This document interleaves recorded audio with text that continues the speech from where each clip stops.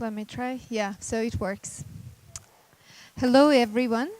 Thank you very much for coming over and listening about human resources and a couple of topics associated with that. So I'm very pleased to be here. I was here last year talking about something else, and this year got an extended invitation to continue talking about something else related to HR, to human resources, to the area of my expertise. So good. I'm not going to do a very thorough presentation for 1.5 hours that I'm here. So I'm really hoping that we have a dialogue, that you can ask any questions that you like. You can stop me. We can create some space at the end of the slides where we can just have a... I'll try to answer any questions that you have for myself about the topic that I'm asked to present on, or just anything that you have in mind. Before I go actually into what I'm asked to talk about, which is the cross-cultural integration based on the best practices of the multinational companies, and one of those companies is the Coca-Cola Company, I was asked to talk about myself a little bit, of my leadership journey, of who I am, just kind of so that you get to know me a little better. So my name is actually not that simple. I'm not just Yulia Denisova, I'm Yulia Denisova Akçakoca. We're going to talk about diversity, so this is one of example of diversity. I'm married to a Turkish man, so that's where my second half of my last name actually comes from. I have different titles, but my prime title is a Deputy HR Director for Russia, Ukraine, Belarus, and recently I'm also looking after 26 countries in Europe, Central and Southern and Eastern Europe.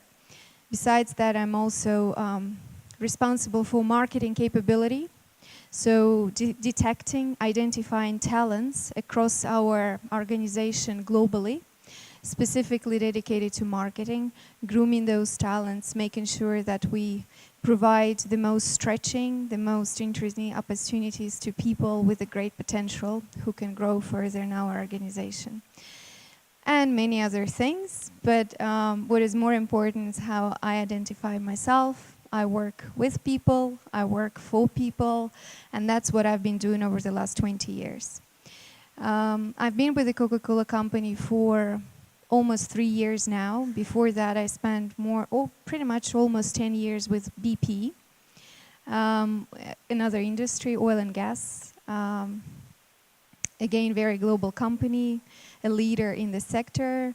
And then prior to that, I had multiple jobs in consulting, specifically human resources consulting. So that's kind of in a nutshell where I am, where I'm coming from, and what I'm looking after at the Coca-Cola Company.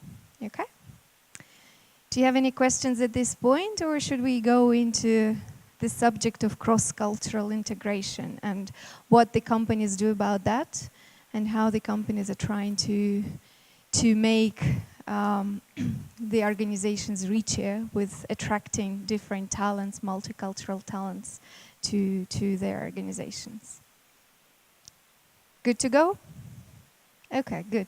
So I actually forgot my clicker, so just a sec, let me grab it.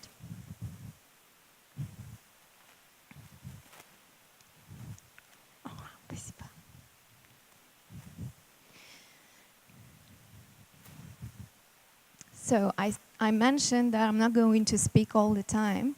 I'm going to hear you speak. And I was asked to talk in English specifically so that everyone could practice English over the last couple of weeks. I think you've had multiple opportunities to do that. So let's check what you know about the Coca-Cola Company. So I'm representing this company here, standing in front of you, but what is Coca-Cola for you? What do you know about the company?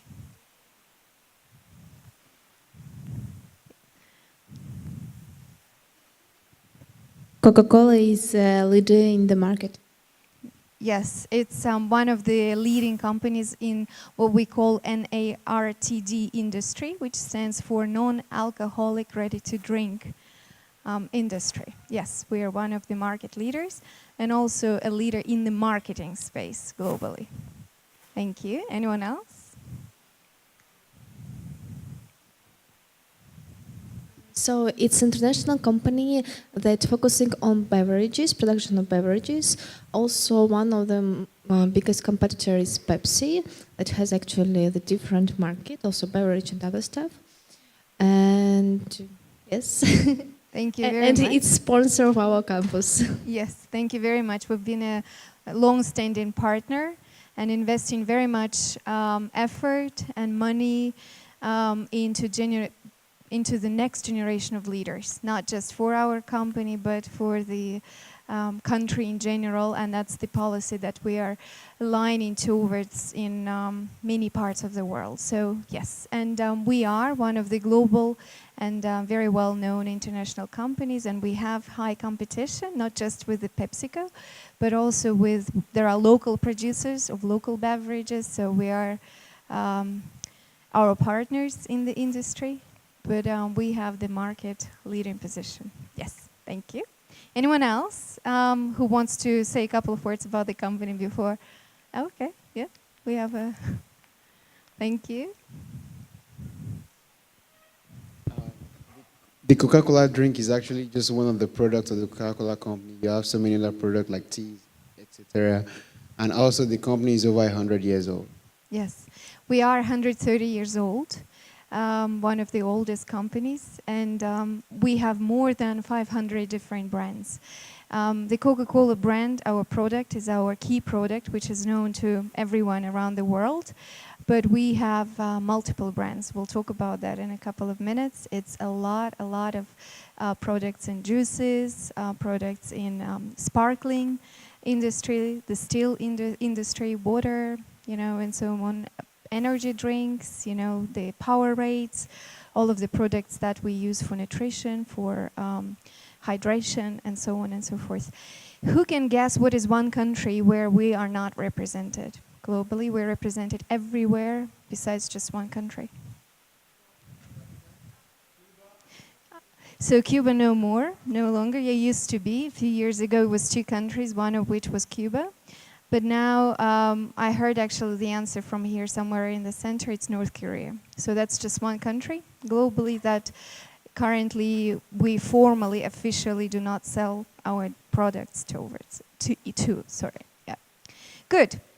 So let me talk to you a little bit about the Coca-Cola Company and in a little more detail. So the Coca-Cola product, as I mentioned, is the one that everyone knows, everyone probably tried, and I hope that you like that.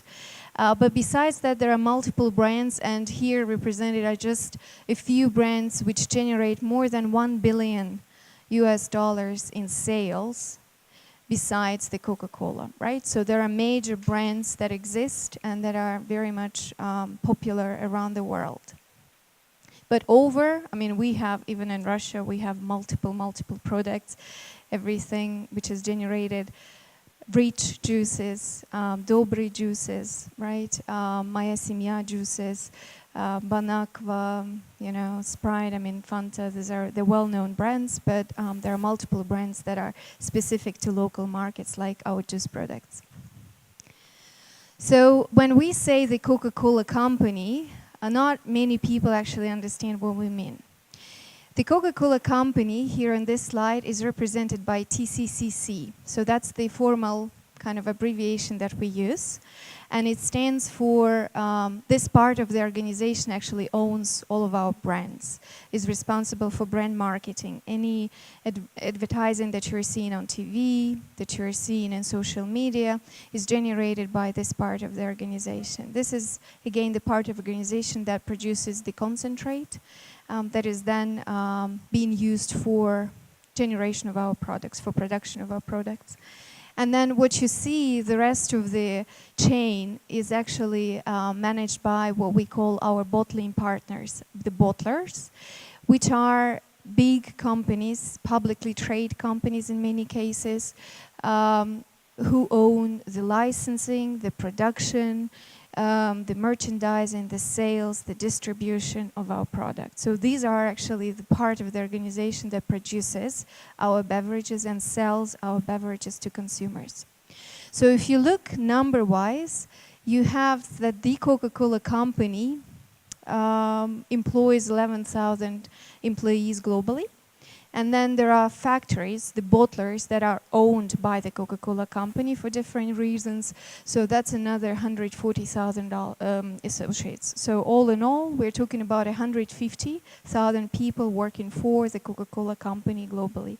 However, in our bottling partners, you have more than 500,000 people working for our brands, working with our brands, producing those brands, delivering those brands to the customers, selling them, merchandising them. So altogether, this is called the Coca-Cola system.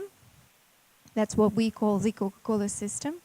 And we employ altogether more than 700,000 people. So that's kind of just giving you the size of the organization and, you know, the representation in different parts of the world. Despite the fact that we are all different companies, the Coca-Cola Company, which I'm representing, so that little dot in the left side of the triangle, and then our bottlers, we partner with more than 300 different companies who are producing the beverage for us. But altogether, we have one vision that we are aligned on and that we are striving towards. That's what we call the 2020 vision. So different set of results that we as a company want to generate by the year 2020. It was designed a few years back, and on the annual basis, we are reviewing our progress towards what we committed to. And this is what we want to do. And first of all, we are a private company, so we want to generate good business results. And here we say that we want to double our financial success since the year 2010, when it was 100 billion to 200 billion. The second item is about people. We consider people our assets, and we want to make sure that we are a great place to work for anyone who works for the Coca-Cola system or the Coca-Cola Company. Portfolio, we want to double our servings per day. And you'll see how many servings we have just in a couple of minutes, but that's how much we want to generate kind of more business for our organization. We want to be the most preferred beverage partner for our partners, for our suppliers, for shops, for retail sector. We want to be an easy partner to work with. We want our partners to choose us. Productivity, we're not spending money right, left, and center. We're focused on cost optimization, making sure that any savings we generate, we are investing into our business or helping those in need. And the last but not the least is about our planet. We are investing and supporting multiple initiatives around the world to make our planet to be a better place for everyone who's here in the area in sustainability in particular. So, currently we serve more than 1.8 billion servings per day. So, just imagine 2 billion people around the world every day buying a Coca-Cola product. This is pretty much the audience that we can, cover with our messages, with our brands, with, the love for our product. We are represented in more than 200 countries. Again, we talked about the number of employees that are our ambassadors of our products. We have more than 14 million pieces of cold drink equipment. Cold drink equipment, these are the coolers that you see all around, even the campus, because majority of our products actually are served at the cool temperature. This is how you need to consume them to get the maximum of taste. And then you have more than 20 million of outlets where we're selling our products, right? So this is just the kind of the highlights about the company. And this is what we are doing for the world with all of that cash that we are generating. We are a big business, we're a big company, and we want to have a very good legacy after us.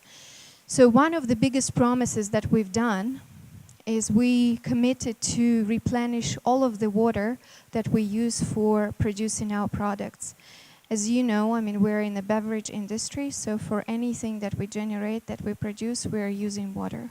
So we're replenishing that at 100%. Any water that comes to our product, we're putting back to the world. So we're not using the water just, for business. Sustainable packaging, we're on an annual basis optimizing the quality of the plastic packaging that we used for some of our products to make it more nature compatible, to make it recyclable. And we have launched the Bon Aqua plant bottle. You may have seen, a special note on this bottle. I think it was done last year. Okay. So climate, in our coolers, cold drink equipment, we're using carbon-free cold drink equipment so that we're protecting and preserving the environment around us. And we're promoting and investing very much effort and energy and money in the promotion of an active, healthy lifestyle, right? So being our products give you energy, happiness, and this is what the active, healthy living also does, lifestyle. So multiple initiatives. We are the general sponsor of the Olympic Games, anywhere where they're happening around the world. We've done that with pride for Sochi in 2014, and we're getting ready for hosting the World Football Championship, again being the general sponsor for Russia in 2018, right? So anything related to sports, multiple investments in youth sports around the country, building the street fitness grounds where people can practice outside, gyms, and even if they cannot afford, go to a formal gym. So multiple things. And another big I guess objective that is not represented here is about women. It's about women's empowerment. We made a commitment that by the year 2020 we will have 50% representation of our women on different positions, including the leadership positions throughout the organization. In Russia, in particular, we are a little bit over achieving this target. We have more than 75% of our workforce being women, because we, I guess, using the heritage, the legacy of this country in particular, without any assumptions, just taking whoever is the best for the job, and this tend to be women. In some different parts of our organization. So this is, in a nutshell, about the Coca-Cola Company. Let me pause here for a sec. I've been talking too much, and let me check in with you. Do you have any questions about the company?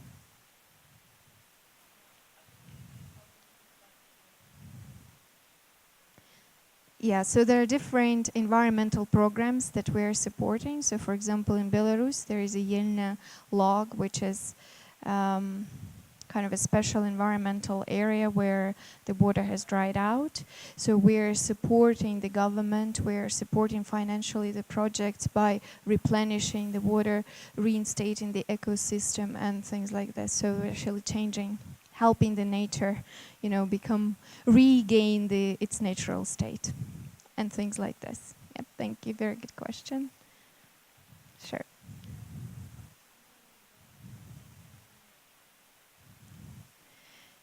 In terms of a product? Okay. So the question was, thank you. The question was, is the Coca-Cola Company going to create a new product, or, and the answer is, I cannot tell you, even if we were, because that would be insider trading. But we are constantly investing in innovation. So innovating with our products, already existing products, innovating with the packaging, innovating with different products, looking into different companies where we can generate some mergers and acquisition and make it a better company at the end. So that's an ongoing process. And given, the pace that the world is going through, is developing with, innovation is playing a critical part in anything we do. We are trying to be the market leader in those areas as well. Should I proceed or any other questions? A question, yeah.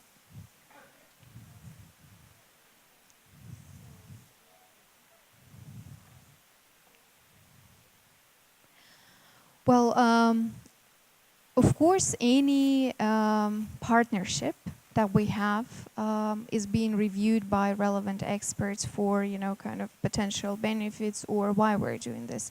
But for us, it's very important whether it's aligned to our vision, to our strategy.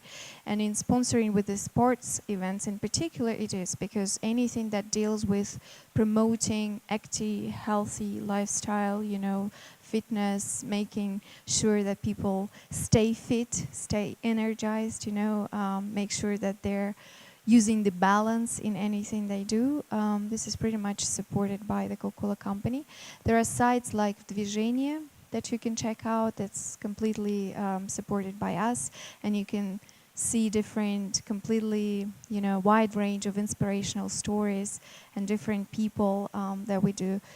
We've been the company that sponsored the volunteers for the Sochi Olympic Games, that had the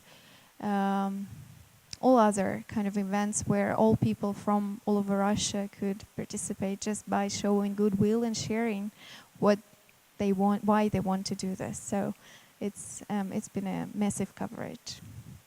Thank you. Good. Sure.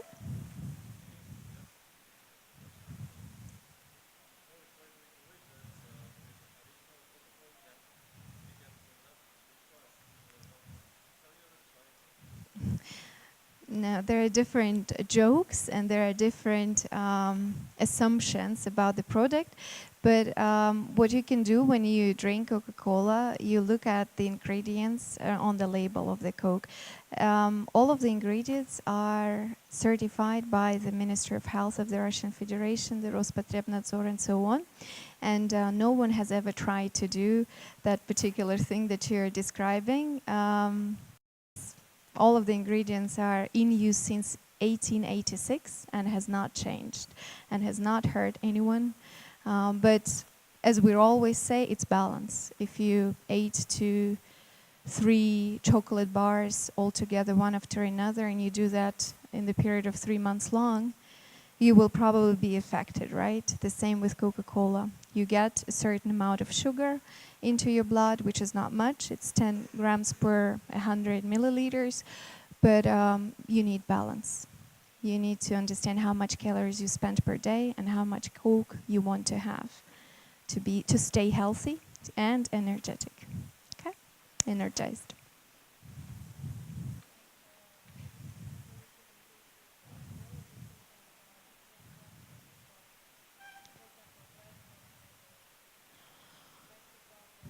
No, not to my knowledge. We're a global company and we have the quality assurance team, again globally, which is controls the quality of the production of the product all around the world.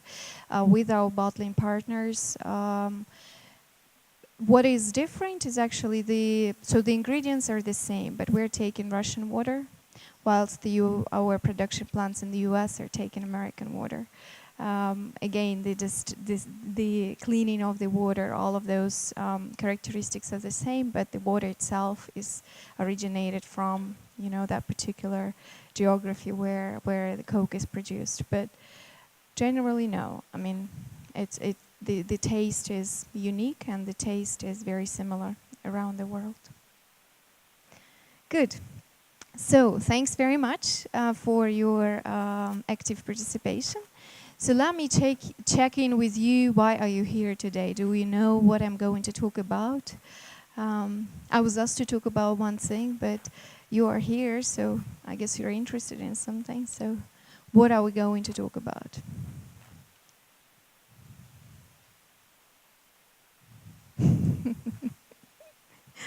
Okay, so I was asked to talk about cross-cultural integration. That's one of the human resources areas, right? I am a person dealing with human resources, but I'll be talking from the practices of the biggest multinational companies that I've worked in. But if you have any additional questions, please feel free to ask, okay? So that will be kind of a practical workshop of what we do with different cultures that are surrounding us. Okay, so we're going to talk about cross-cultures, cross-cultural integration. And I'd say that we're talking about differences, right? Different cultures generate different differences. So who can tell me why do we need differences?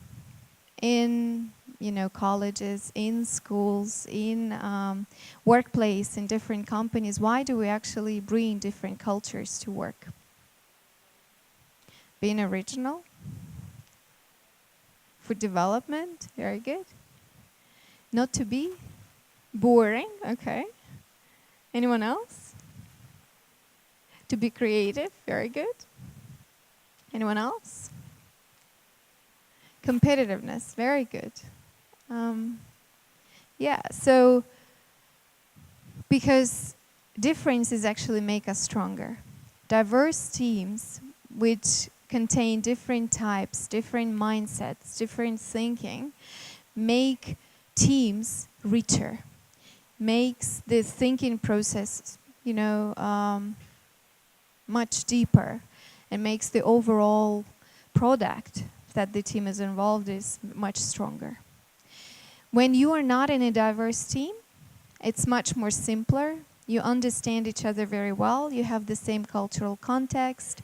You think the same. You generate one solution which everyone else understands. So the whole process of generation of idea is much simpler. However, in diverse teams, where you have different backgrounds, you have different education, you have different values, you have different motivations, you have different, thinking methods, this is much more complicated, but at the end it generates a much better product. That's why so many multinational companies in particular always try to retain a certain number of their employees being expatriates, ensure there is cross-cultural talent moves so that, a person with one cultural background is actually enriching the culture that he or she is being imposed to. So we're going to talk about differences and how to manage differences, how to help, build effective teams even when you have high cross-cultural representation there. But at the end, this is about diversity, diverse teams. So what is diversity? Anyone? Different things or people? Good. Anyone else? What is diversity to you? I didn't get that, sorry. Is it true evil? Why? Okay, and why do you suffer? Okay, we can talk about that afterwards, but I guess you're in a truly diverse team. Individual uniqueness, very well, thank you. Anyone else?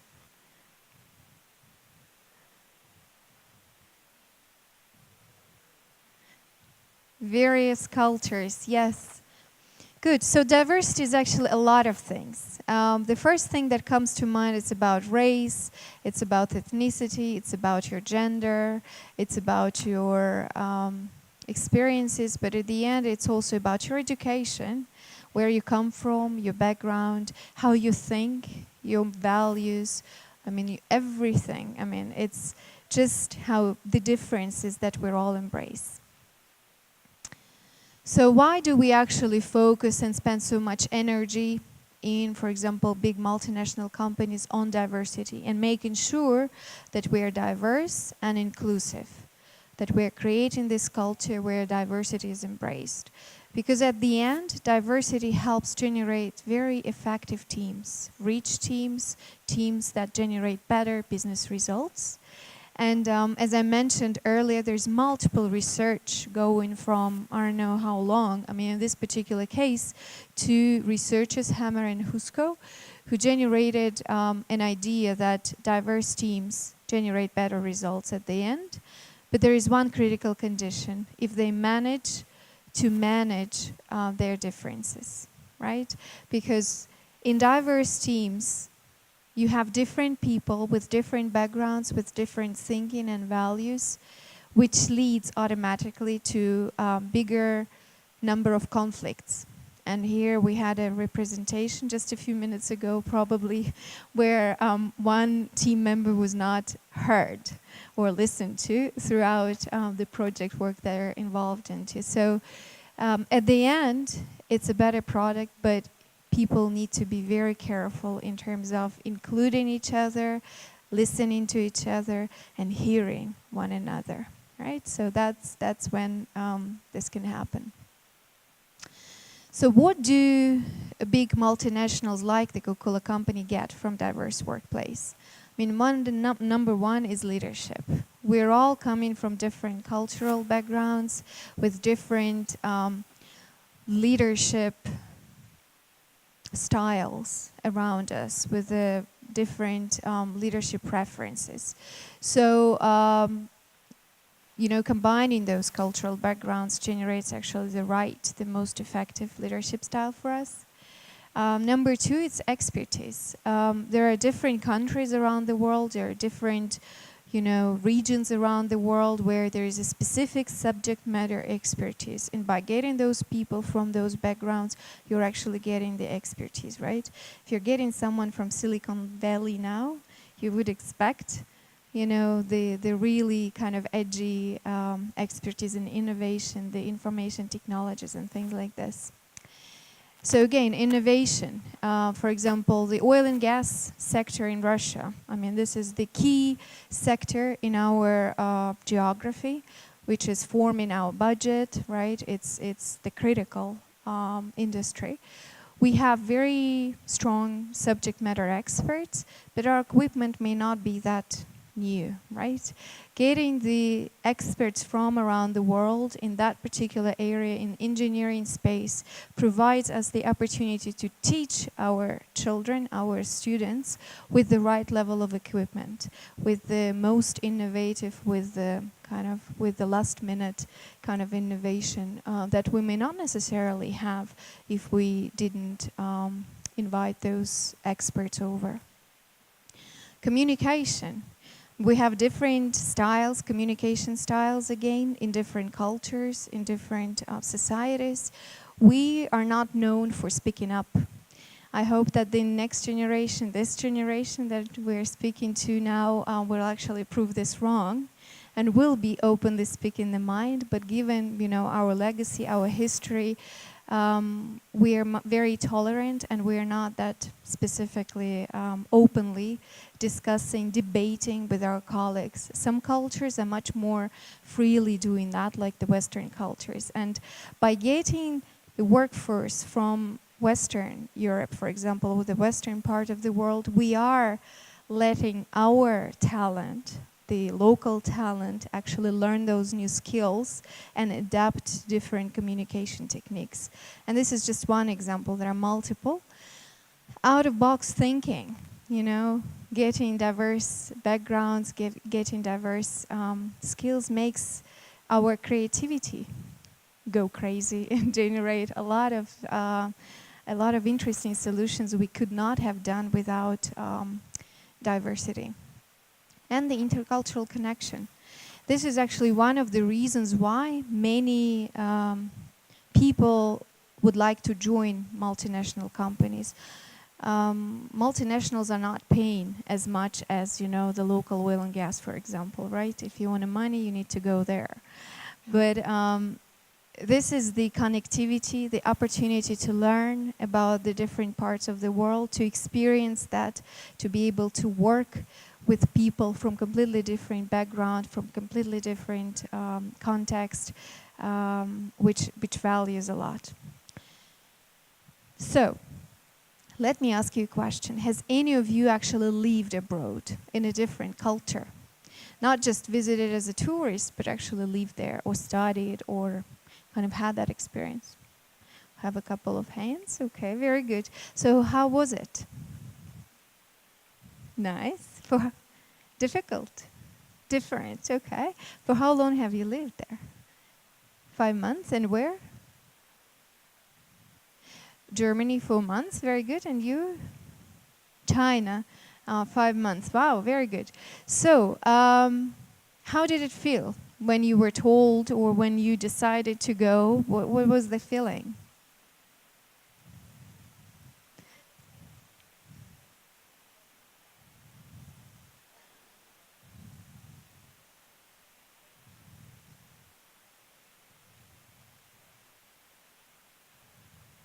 Very good. So for those who did not hear, we talked about excitement, you know, the new opportunities, the ability to learn a new language. But excitement, anxiety, psychological, not really knowing what to expect. You know, one thing you heard about the country, the other thing you actually go in there and living in that country, not even visiting, but really leaving and seeing the country in its own. That's kind of one of the characteristics. So take that and multiply that by 10 times. This is what people are experiencing when they're offered an opportunity to go somewhere and work on an international assignment, for example, right? Take any Russian who is asked to go to China and work there, or to go to Germany, or to go to South Africa, and so on. So why do we actually pay attention to all of this? I mean, we're all grown-ups. You take, you go, you know, you adapt to another culture. Because there are factors that can actually make it a failure. And all of that money that the company is investing in the person, in shipping, you know, the goods of the person across the world and getting his family or her family over, you know, supporting, creating housing and schools, it all goes in vain, with a huge demotivation of the person itself, because there are different, you know, things that we all need to consider. I mean, mindset and cultural differences, that's unknown, right? We all come from different cultural backgrounds. A need to adapt to completely something that the person has not done before. So, for example, he used to eat, you know, certain type of a yogurt with certain type of a milk, with certain type of a bread all his life or her life, and then he is appearing in a culture where none of that is available and needs to generate a completely new habit, which could be very stressful, very difficult. So, and we as an employer, we need to try to help the person out. Expatriate associates are generally coming on a more senior positions, which make them team leaders, which make them, you know, directors of certain sort. And because of this hardship, because they need to adapt to completely new geographies, that generally comes with a different pay level and with a different level of comfort that the company, the employer, is trying to create for the person, which is not always understood by the local, you know, associates in the location. And why is that person better? Okay, give me money, I will buy him a different type of a milk, you know. But this is the type of the conflicts, potentially resolution that the HR teams in the ground, in the home locations are involved in, to make sure that's a nice exchange. There is a certain level of expectations before you travel somewhere, but once you hit the ground, you're there, you're starting to see the reality. That this is all maybe a little different, a little more complex, not that straightforward, black and white. Expatriate associates generally have the language barrier. In particular, in this geography, it's a different type of an alphabet. This generates a huge stress. Just imagine yourself in China, right? Not being able, for example, to read, if we don't speak Chinese, the basic, you know, directions, or ask for directions somewhere. So this is the environment that people operate in, and on top of that, they actually need to generate good business results for the organization to compensate for all that investment in them. Social awareness, again, lack of that potentially. Missing home, you know, I mean, that's a tough feeling for everyone. And if in many cases the international assignments are not accompanied by the family members, that kind of complicates. So it's actually parting from the family, from kids. You're on your own in a different country, which could be stressful, very stressful. And then, I mean, just the everyday questions, you know, how to go and buy certain things, where to fix, you know, I have a pipe running, how to do that on my own if I don't speak the language. All kinds of crazy paperwork that we are the heaven of bureaucracy in Russia, and which comes as a cultural shock for many people coming from different parts of the world. We used to say that we are another planet. We are so different. We have such a different history, such a different concept. We are not a different planet. We are on the same planet, but we are, I mean, we have our own similar kind of peculiarities. And what we in HR, in human resources, are trying to do is actually convert these problems into solutions and work on the specific things. One thing to check in, I have a part of the group who's completely sleeping and just checked out in that part of the room. So I'm checking with you whether that's something that you're interested in to go into, or if that's completely boring and you want to just convert into questions. Okay, can continue, okay. So they probably had a rough night. So what can we do? In particular to culture, the organizations can do multiple things. The things that we do at Coca-Cola, the things that were done at BP, and some other multinational companies, before the person actually goes and travels, there is a formal cultural training organized for the person and his or her family, where there is a description of what the country is, what is the culture, how it was formed, so that the person at the early stage of his or her kind of decision can understand whether, you know, this is the right decision, whether the values of the country, you know, the social context is applicable, and whether it will not generate too much stress. Record trip for the family, the so-called record trip, when we're sponsoring the person, regardless of whether he or she is coming on its own to the location or whether accompanied by the family, for the whole family to come for at least a week and really feel it here, to live in, you know, to stay in the hotel, to walk around, to try go shop for things, to try go and buy some food, you know, and things like this, so that together as a family they can make a decision whether it's worth doing, whether the benefits of that assignment actually outweigh, you know, the potential stress. The sightseeing tour with a guide, so that the person can actually learn about the specific location where he or she is located. It's one thing when you are located in Moscow and you're kind of in the middle of all of this history and things like this. It's another thing when you are located somewhere in a small town in East Siberia, where you have to, you know, extract the oil from the ground, and you still need to understand, you know, what is this, how different this is from, you know, where I used to be based, and can I take this, you know? And then we are offering language lessons to associates, our expatriate associates, as well as their family members, to ensure that there's a basic language barrier is taken away and people at least can communicate, you know, when they shop, when they order food in the restaurant, you know, the very basic survival Russian, or for people from Russia to other locations, the survival language in that particular location. So that's the employer, what generally the employer offers to families. Once the person settles in, there are all additional kinds of, you know, questions appearing in his or her mind. So visa, you know, how often do I need to change that? What kind of visa, you know, if I have families traveling, what do I need to do? So there is a special team or a special person who is looking after that and making sure that all of this immigration nightmare is not pretty visible to the person.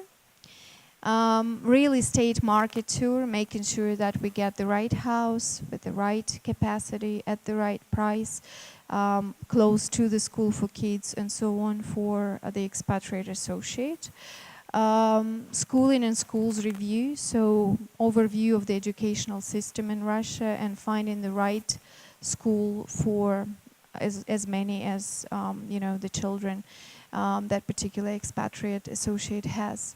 Security briefing, because people are traveling in different parts of Russia, and security conditions may be very different from, traveling to Moscow or traveling somewhere in, as I said, East Siberia or Far East, could be a town or a city of a different size. And expatriate associates not speaking the language of the location may be kind of in a more compromised position. And for all of that stuff, there is a certain associate allocated that looks after the expatriate and the family, helping the person to do that. Once the person appears in the organization, there could be all kinds of conflicts in terms of why do we have that person? Couldn't we find someone local? We have so many bright students who are looking for jobs. Why do we have to bring someone from the US or to bring someone from the UK or Japan for that particular position? So a very important role plays the organizational announcement. So that where it explains why the person is in, why do we actually, that person is selected and for what particular purpose, for how long, and what the person is doing. That at the first time kind of addresses the anxiety and, that feeling of that person is taking my job. Onboarding meetings with all important stakeholders to make sure that the person actually can work in the organization, and what we call the buddy system.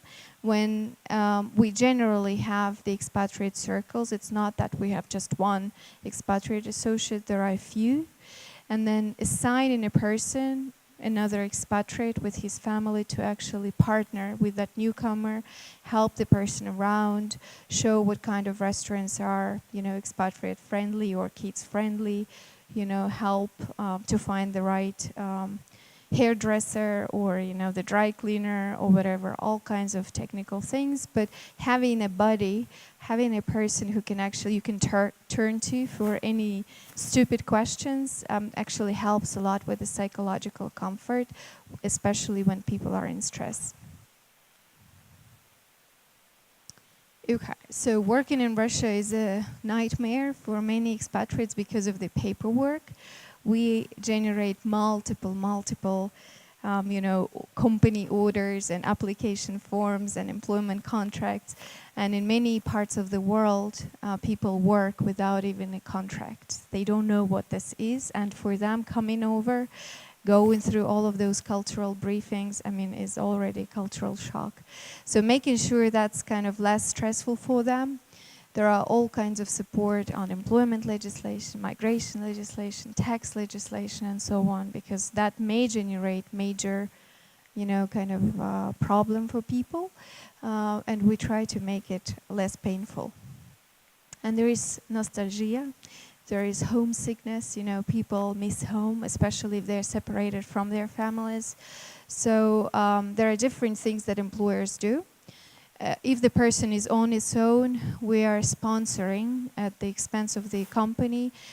Several times a year, his family or her family is coming over and there is a family reunion. On top of that, the companies are sponsoring home visits when the associates are actually going home and spending at least 2 weeks of their time, with the people they know, with the people they love. So that decreases the level of stress. And there is always an expatriate social kind of clubbing circle in any location where that expatriate is in. So making sure that that person is accepted and there are, kind of the expatriate type of activities that he or she can participate in. And how do we actually make sure that we're doing things right? Because there are so many things we do on a regular basis. We do engagement surveys, satisfaction surveys, when we check not just with the expatriate associates, but also with the local associates, how do they feel? Are they happy at work? What is it that they're not happy about, and how we can help them, as human resources, as people who are responsible for our major asset, our people.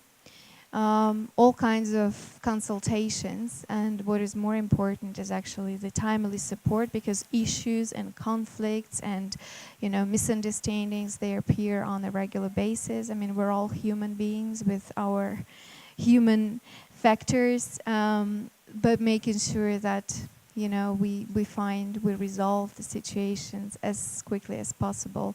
That's our key priority. So that's what I wanted to talk to you about in terms of the cross-cultural integration, as far as how I understood that particular subject, how we do in multinational companies. So I'm not asking that part of the room because they're already deep in sleep, but one question from me, very dangerous.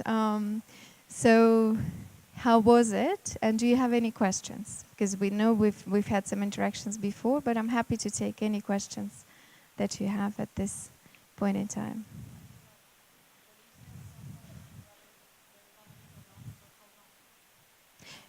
It depends. So there is the so-called short-term assignments, which goes generally under 12 months. The standard assignment is around 3 years. That's the time, and the reason for that being is that during the first cycle you are getting, you're trying to understand the process, right? Whatever the process you're dealing with. The second year, you already know the process and you're trying to improve the process. And for the third year, you know it as good as you're trying to share it and teach others. So at that particular point, you are in need of a different assignment, or whatever other role that the organization is ready to offer. Yeah, but for different developmental purposes, because it could be there's just short-term exposure that is needed somewhere, for cultural background as well. All of our leaders need to get into cultural experience. It could be a short-term assignment of less than 12 months. Anyone else? Sure.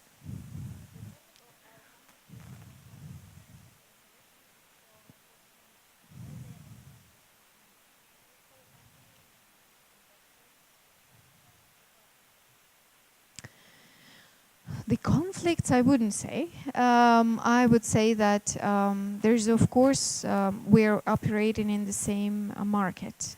So it's non-alcoholic ready-to-drink industry, both PepsiCo and ourselves. It's competition. It's not conflict. I can also say that in some cases there was the insider information that was stolen from one of the companies, from one of the two companies, which could lead to a major conflict, but there is a kind of non-verbal agreement even between the two. We're not using any type of a stolen information, so all of this gets resolved without even escalating to anything major. I wouldn't say it's a conflict, it's just the competition for the minds and the hearts of consumers who are drinking our products. Yep.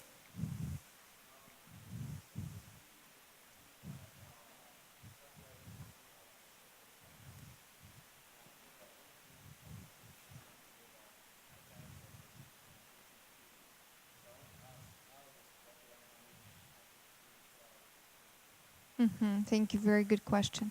So conflicts inside the company. Well, first of all, it's a lot of education. Once you know that it's natural, when you have people with diverse backgrounds, with different mindsets and values, you naturally can generate more conflicts when, in teams where you're very similar to one another. So we're doing a lot of cultural work, team by team, or kind of geography by geography. I don't know if any of you are familiar with MBTI profiling. So Myers-Briggs type in dictionary, I think, or inventory. So that's the psychological preferences, the values that you represent. We're using that for specifically, kind of creating awareness, the self-awareness of who I am, why I am this way, what are different people, in our organization, in my team, how I interact, how I am perceived, and how I need to interact to be perceived differently. How the other person from a completely different profile sees me, and why I'm driving him crazy or her crazy for just being myself. So doing this together with the leader of the team, with different people, different profiles, just opens, kind of the third eye, if you wish, or something, and helps people understand that we're all different, but at the same time we're all the same. And working together towards a common goal. That also helps. Sure.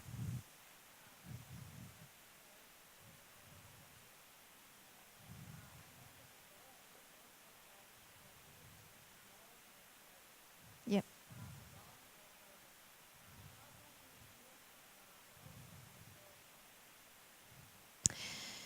How company chooses a project for sponsorship? I mean, that's a good question. The small projects. One of the criteria is alignment to our strategy, to our vision, and whether it actually helps us achieve, what we need to achieve. The other, sometimes you start with a small project, but then with the right financing that the company has, it can actually be evolved into something big and something nice and something very, very useful for not just this particular geography, but something else. The scalability of things, you sometimes generate one thing in one country, but it's so, needed elsewhere in the world and so easy to replicate. So that's what we call the scalability, how easy, it can be replicated somewhere else. But we have a team, a dedicated team of experts who look at different things, who can be approached with different proposals, and they can generate a specific response. If you're interested in something in particular, we can have a conversation afterwards in terms of connecting you to those people who look into our sports partnerships in particular.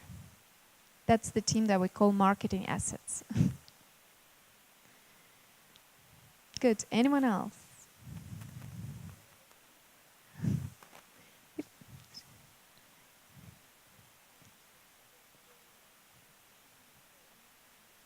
Mm-hmm.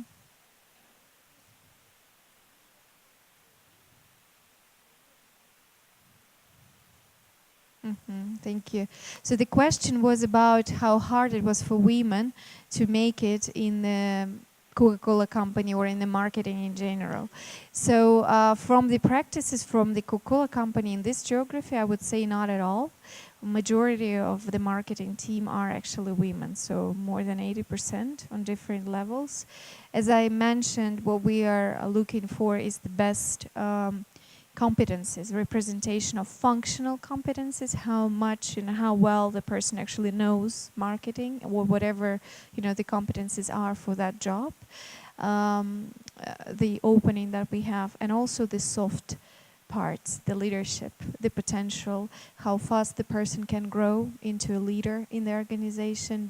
Does he or she have the raw material inside him or her? Is he or she eager to learn from the experience rather than anything else, and apply that practical learning in different conditions and circumstances. So I wouldn't say. The areas where we struggle as the company, and that's our priorities, are, for example, Middle East, where just culturally there is an equal number of women who graduate with men, but then the percentage of those who continue to workplace is very, very incremental. Women prefer to stay at home, but even in countries like Saudi Arabia, we are increasing that percentage and making sure that women get fair representation and we develop their talents at work. Anyone else?